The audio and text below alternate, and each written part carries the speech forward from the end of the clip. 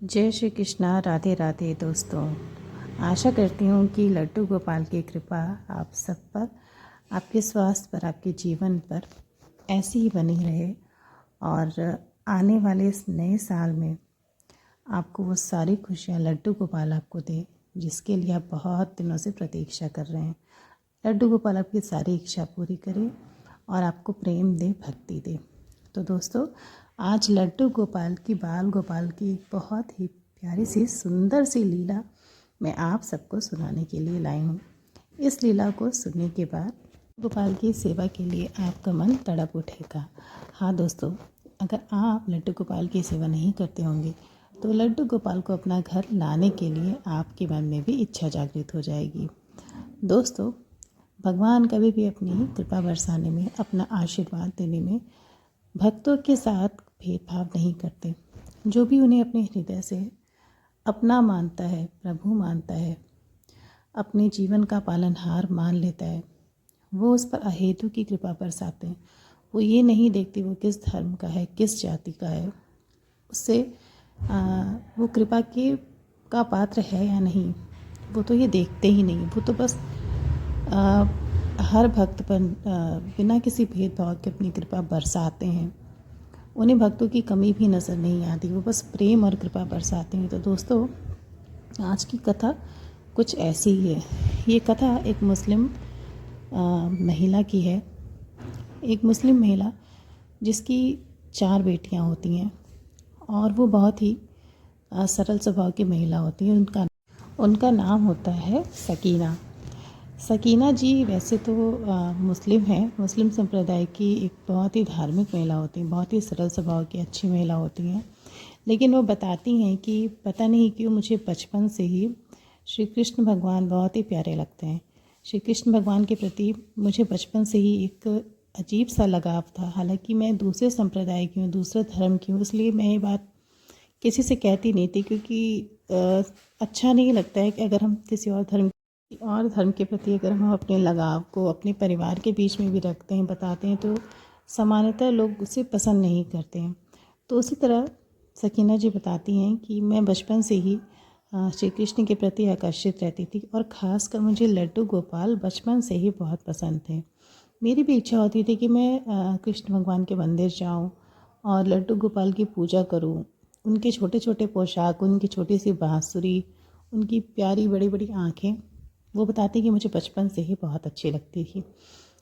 तो सकीना जी जो हैं, उनकी 4 बेटियां रहती हैं और उनका एक संयुक्त परिवार होता है जिसमें उनके पति और उनके सास ससुर रहा करते हैं। उनके पति के एक दोस्त रहते हैं जो कि हिंदू होते हैं। उनका नाम रहता है रमेश। तो वो बात अपने बताती हैं कि रमेश जी जो हैं उनके पति के खास दोस्त रहते हैं और दोस्ती इतनी गहरी होती है कि एक घनिष्ठता का, हाँ, बीच में एक घनिष्ठता का भाव रहता है। वो हमारे घर ईद में आते हैं ज़रूर और हम होली दीपावली में ज़रूर उनके घर जाते हैं। तो सकीना जी बताती हैं कि जब भी वो उनके घर जाती थी, उनके घर जो उनकी वाइफ थी जिनका नाम है नंदिनी जी जो हैं, वो अपने घर में लड्डू गोपाल की पूजा करती थी। उनके घर में एक पूजा का कमरा हुआ करता है जिसमें राधा कृष्ण की बड़ी सी फ़ोटो और एक छोटे से लड्डू गोपाल की मूर्ति हुआ करती थी। और वो लड्डू गोपाल मुझे बहुत अच्छे लगते थे। मैं ख़ास कर नंदिनी जी के घर लड्डू गोपाल को ही देखने जाती थी। मैं जाकर चुपचाप देखती थी, लेकिन किसी से कुछ बोलती नहीं थी क्योंकि मेरा बोलना सही नहीं लगता था। बहुत लोगों को लगता था कि मुस्लिम होकर तुम्हें हिंदू देवी देवता अच्छे लगते हैं, ऐसा क्यों है। तो इसलिए नंदिनी जी बताती कि मैं अपने भाव जो है मन के, वो मन में ही रखती थी। लेकिन मैं बार बार उनके घर जाना इसीलिए जाती थी क्योंकि मुझे लड्डू गोपाल को देखना बहुत अच्छा लगता था। और सकीना जी बताती हैं कि उनकी 4 बेटियां हैं और चारों बेटियां बहुत ही प्यारी हैं और वो दोनों ही पति पत्नी चारों बेटियों को बहुत प्यार करते थे। लेकिन वो बताती कि मेरे मन में कहीं ना कहीं एक इच्छा थी कि मेरा भी एक प्यारा सा बेटा भी हो, क्योंकि बेटी और बेटा दोनों ही ज़रूरी होते हैं। और उनकी बेटियां भी कहती थी कि मम्मा मुझे एक भाई चाहिए, जैसे सारे बच्चे बोलते हैं। तो सकीना जी बताती हैं कि उन्होंने सुना था कि जो हिंदू लोग होते हैं वो लोग लड्डू गोपाल को एक बेटे की तरह सेवा करते, बेटे की तरह उनकी पूजा करते हैं, उनको पालते हैं। तो जब भी वो उस लड्डू गोपाल को देखती थी, उनके मन में कुछ ऐसा भाव आता था कि उनका भी एक बेटा होगा जो ठीक ऐसा ही होगा। किसी भी मनुष्य के मन में कोई भी भाव आ सकता है। अगर कोई चीज़ किसी को अच्छी लगती है तो उसके मन में देखकर उसे ऐसा भाव आता है। तो सकीना जी बताती हैं कि लड्डू गोपाल को देखकर मेरे मन में ऐसा ही भाव आता था कि मेरा भी एक ऐसा ही प्यारा सा बच्चा होगा, बेटा होगा। वो बताते कि मैं बार बार उनके घर लड्डू गोपाल को देखने जाती थी। एक बार नंदिनी जी के घर वो होली में गई और उनसे बोली कि मुझे अपने लड्डू गोपाल दिखा दीजिए आप। तो नंदिनी जी को थोड़ा सा अजीब भी लगा, पता नहीं उन्हें अच्छा लगा या बुरा लगा। तो उन्होंने बोला कि अच्छा ठीक है, आप आइए, मैं दिखाती हूँ। तो उन्होंने मेरे चप्पल मंदिर से बाहर बोले कि आप चप्पल यहीं पर उतार दीजिए और अंदर आकर आप दर्शन कर सकती हैं। तो मैं अंदर गई, मुझे कुछ भी नहीं पता था कि हाथ जोड़ते हैं या जो भी करते हैं। मैं बस खड़े होकर उन्हें देखने लगी और मेरे आँखों से अपने आप आंसू आ गए। और आँखों से आंसू आ गए और क्यों आए ये मुझे भी नहीं पता। मैं वहाँ पर खड़े होकर लड्डू गोपाल को बहुत मिनटों तक देखती रही और मेरे आँखों से झरझर आंसू गिरते रहे। मैं वहाँ खड़े होकर बहुत रोई। अचानक से नंदिनी जी की नज़र मुझ पर पड़ी और वो देखी कि मैं रो रही हूँ। तो उन्होंने मेरे कंधे पे हाथ रख के बोला कि सकीना भाभी आप क्यों रो रही हैं, क्या हो गया, कोई बात हुई है? तो हम दोनों उस कमरे से बाहर आ गए। फिर उन्होंने मुझे बैठाया, पूछा कि क्या हुआ भाभी, आप रो क्यों रही हैं, अगर मुझसे कोई गलती हो गई तो बताइए। मैं और रोने लगी उनकी बात सुन के। तो मैंने उन्हें समझाया कि नहीं, मुझे कुछ भी नहीं हुआ, मैं बिल्कुल ठीक हूँ। बस पता नहीं क्यों आज आपके लड्डू गोपाल को देख के मेरे मन में बहुत ज़्यादा तड़प उठी, एक बच्चे की, एक बेटे की। तो नंदिनी जी शायद मेरी बात को समझ रही थी। उन्होंने मुझसे बोला कि आप घबराइए मत, लड्डू गोपाल जो है वो बहुत उदार है, उनका हृदय बहुत बड़ा है और अगर आप उनके सामने अगर आपके आंसू बह गए तो उसका मतलब समझ लीजिए कि उनकी कृपा आप पर हो गई। उस दिन नंदिनी जी कीना जी को नंदिनी जी की उस दिन की वो वाली बात छू गई, जो उन्होंने बोला कि अगर आपके आंसू गिरे तो शायद उनकी कृपा आप पर होगी। ये बात सकीना के दिल में घर कर गई। और फिर उस सकीना ने नंदिनी से पूछा कि आप ऐसा क्यों कह रही हैं, इस बात का क्या मतलब है? तो नंदिनी ने उसे समझाया कि देखिए किसी भी इंसान की आंखों से भगवान को देखते समय आंसू तभी गिरते हैं जब उसका हृदय बहुत साफ़ होता है, जिसके मन में छल कपट नहीं होता है। और आप ऐसी ही हैं। और लड्डू गोपाल वो इतने दयालु हैं कि जिसका मन साफ़ होता है उसे तुरंत अपना लेते। तो आप ऐसा ही समझ लीजिए कि भले ही आप मुस्लिम हैं लेकिन उन्होंने आपको अपनाया है और उनसे आपका दुख नहीं देखा गया। वो ज़रूर आप पर कृपा करेंगे, देखिएगा आपको जल्दी एक प्यारा सा बेटा होगा। सकीना नंदिनी की ये बात सुनकर अंदर से बहुत प्रसन्न होती है और नंदिनी के गले लग जाती है। कहती है कि काश आपकी बात जल्दी से सही हो जाए। वो दिन बीत जाता है और सकीना होली मिलन करके उसके घर से, नंदिनी के घर से वापस अपने घर आ जाती है। कुछ दिन बीतते हैं और सकीना की बड़ी बेटी जो रहती है, जिसका नाम होता है रुखसार का जन्मदिन आता है। और सकीना और उसके पति ने ये सोचा होता है कि इस बार हम अपनी बेटी का जन्मदिन बहुत ही धूमधाम से मनाएंगे। तो वो अपने सारे दोस्तों को, सारे रिश्तेदारों को अपनी बेटी रुखसार के जन्मदिन पर इनवाइट करते हैं।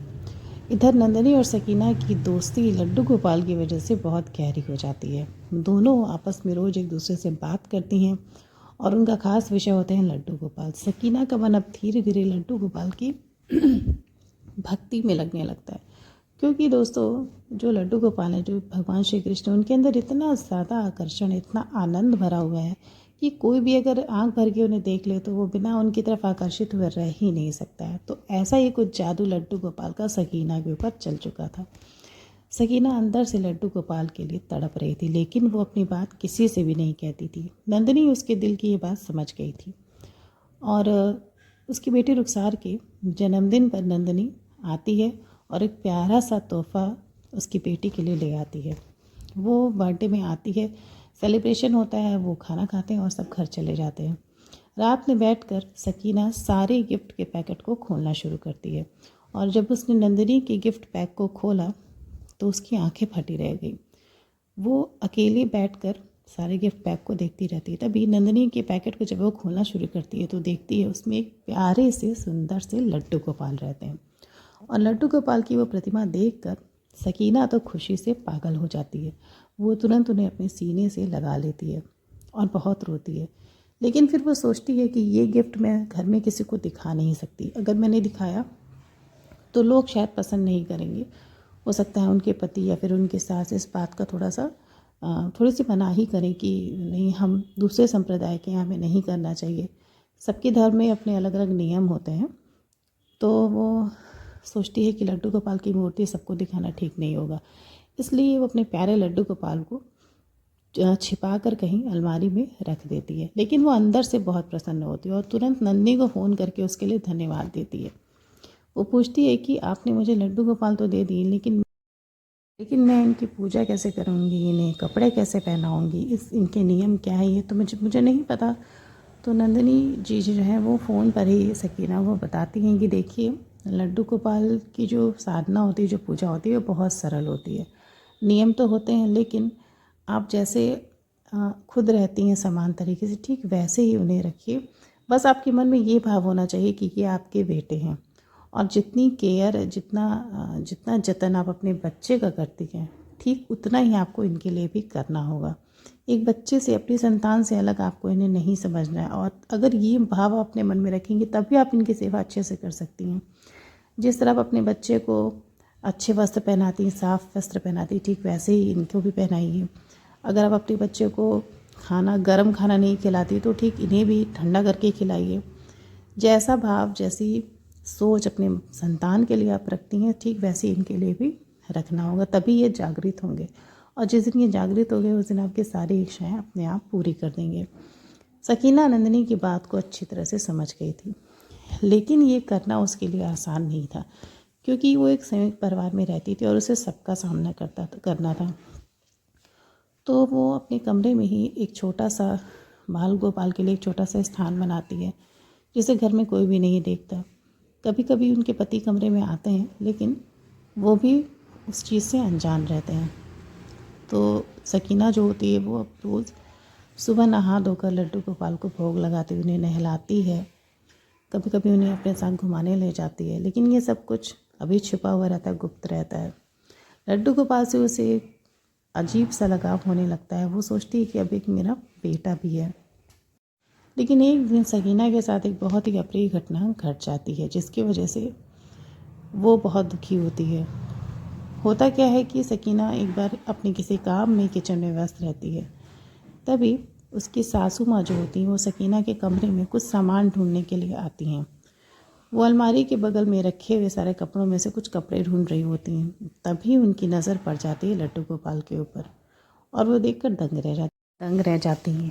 वो सकीना को बुलाती हैं और बुरी तरह से डांटती हैं। वो उसे कहती हैं कि ये सब तमाशा तुम यहाँ से जल्दी हटाओ, नहीं तो मैं अपने बेटे को, वो कहती हैं कि मैं अपने बेटे को, यानी कि सकीना के पति को, शौहर को सब कुछ बता देंगी, और वो न जाने तुम्हारे साथ क्या करेगा।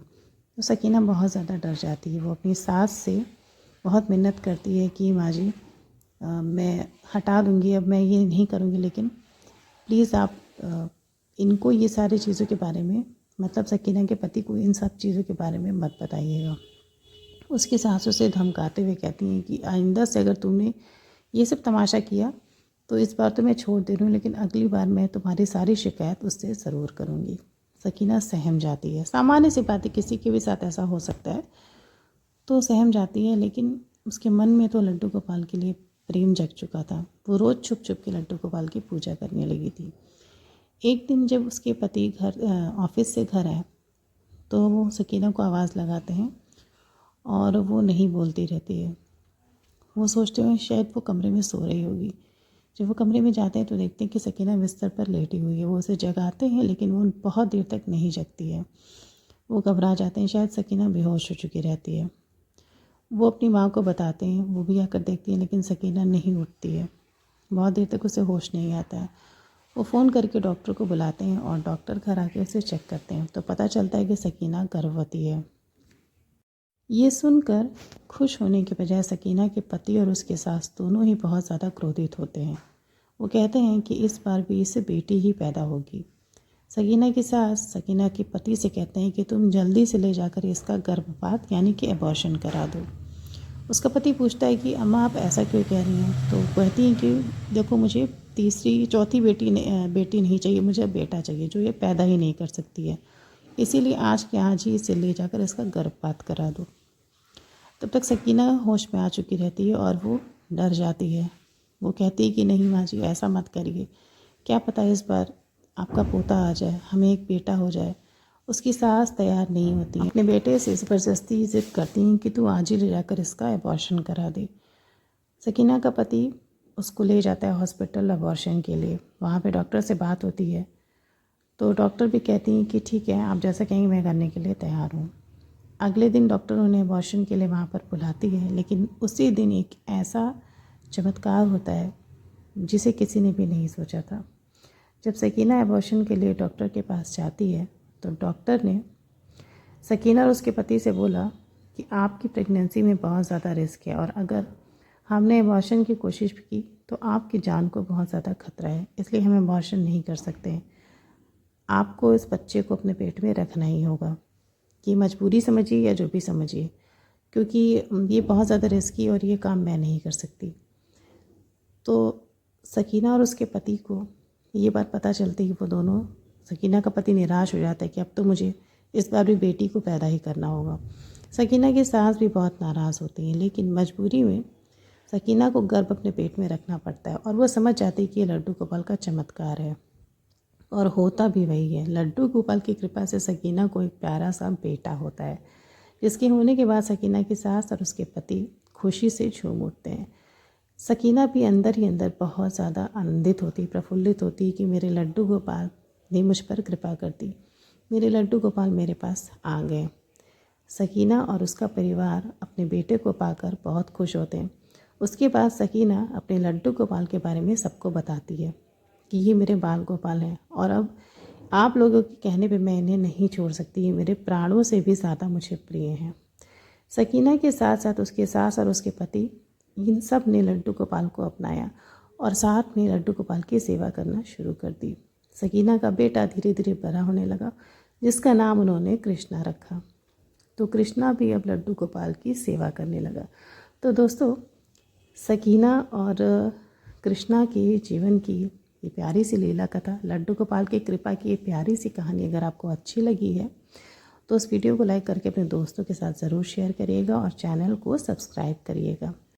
तो देखा दोस्तों, सकीना के जीवन की सच्ची घटना से हमें पता चलता है कि लड्डू गोपाल किसी भी भक्त में जाति धर्म में भेदभाव नहीं करते। जो उन्हें अपने मन से अपनाता है, सच्चाई के साथ अपनाता है, वो उसके सुख दुख का ठेका उठा लेते हैं। तो अगर आपको भी अपने जीवन में खुशहाली लानी है, लड्डू गोपाल की कृपा चाहिए, तो आप भी लड्डू गोपाल की कृपा भाव के साथ करिए। ज़रूर ही आपका जीवन बदलेगा, आपके जीवन में खुशियाँ आएंगी, आपकी सारी मनोकामनाएं पूरी होंगी। ये मेरी शुभकामना है कि लड्डू गोपाल की कृपा आप सब पर हमेशा बनी रहे। राधे राधे।